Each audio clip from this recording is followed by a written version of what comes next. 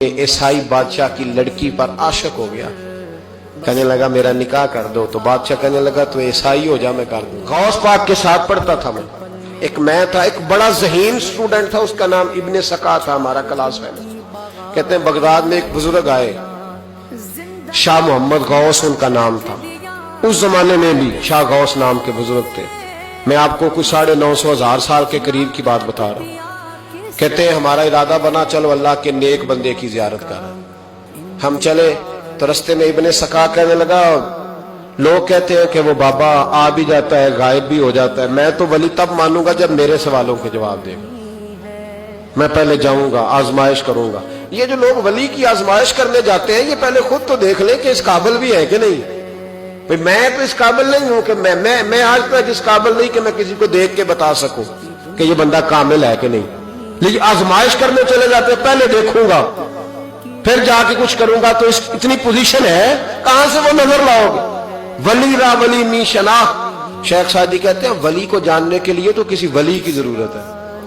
وہ بنائے بتائے گا کہ ولی بھائی کاریگری بتائے گا نا بندہ کاریگر ہے کہ نہیں. کہ اناڑی نے بتانا ہے, یہاں اناڑی کہہ رہا ہے نہیں یہ نہیں جی ولی, تجھے کیسے پتا چلا. فرماتے وہ ابن سکا کہنے لگا پہلے دیکھوں گا اگر میری سمجھ میں. بابے نے میرے سوال کا جواب ہی نہیں دینا.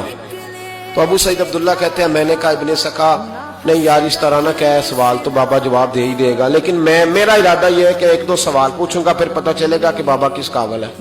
کہتے ہیں ہم دونوں باتیں کرتے رہے. حضور عبد القادر جیلانی اسٹوڈنٹ تھے اس زمانے میں, چپ رہے. ہم نے کہا کہ آپ کیا کریں گے. کہنے لگے میں نے نہیں سوال کرنا, میں امتحان لینے نہیں جا رہا, میں تو اللہ کے بندے کا دیدار کرنے جا رہا ہوں, تو زیارت کرنے جا رہا ہوں رب کا بندہ سمجھ کے, حضور کا غلام سمجھ کے جا رہا ہوں. میں کوئی امتحان لینے جا رہا ہوں نہ بھی بابا سوالوں کا جواب دے تو مجھے انشاءاللہ اللہ کا بندے کے دیدار کا ثواب مل جائے گا.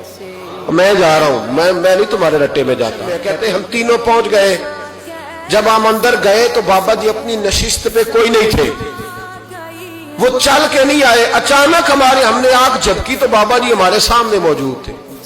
سلام لی تو وہ تو جلال میں آ گئے. کہنے لگے ابن سکا تو کہتا تھا کہ بابا کو سوالوں کا جواب نہیں آئے گا, جا میں تیرے اندر کفر کی بو محسوس کر رہا ہوں. دیکھیں بزرگوں کے یہ نہیں کہا تو کافر ہو گیا, فتویٰ نہیں جڑا, کفر کی بو آتی ہے تیرے اندر سے.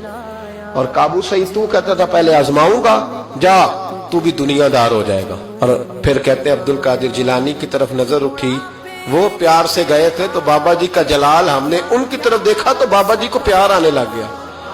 اٹھ کے حضرت عبد القادر جیلانی کے پاس گئے, ماتھا چوما. کہنے لگے بیٹے میں تو دنیا سے چلا جاؤں گا پر اس بغداد میں ایک وہ وقت بھی آئے گا جب تم منبر پہ بیٹھ کے اعلان کرے گا کہ ولی وہ بنے گا جس کی گردن پر میرا قدم آئے گا.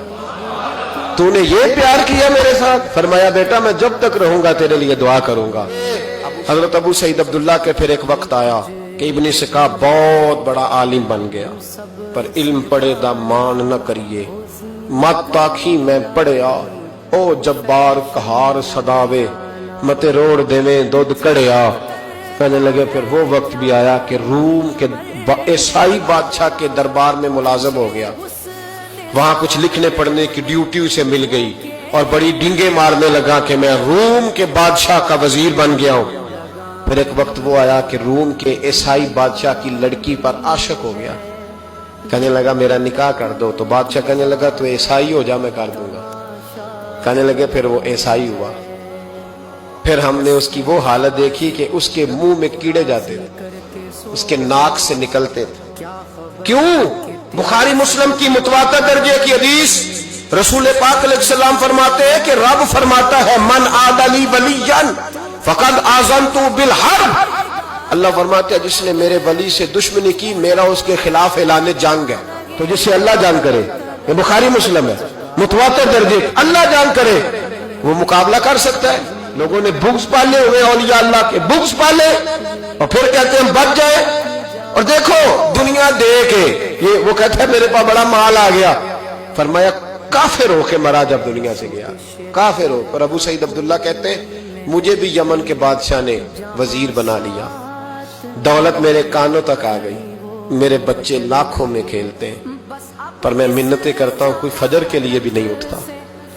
کہنے لگا اس طرح کی میری پوزیشن بن گئی کہ دنیا ہی دنیا رہ گئی, لیکن درد رخصت ہو گیا. کہتے ہم اس کیفیت میں تھے اچانک بغداد میں اعلان ہوا کہ غوث پاک جیلانی کا منبر اتنا بڑا ہو گیا ہے کہ دور دور سے زمانہ آتا ہے. اور پھر میں نے اپنے کانوں سے سنا, انہوں نے اعلان کیا بھئی ولی وہ بنے گا جس کی گردن پر میرا قدم آئے گا. تو لوگ کہنے لگے یہ کیا ہے؟ میں نے کہا یہ ولیوں کی محبت کا نتیجہ ہے, یہ نیک بندوں کی محبت کا نتیجہ ہے, رزلٹ.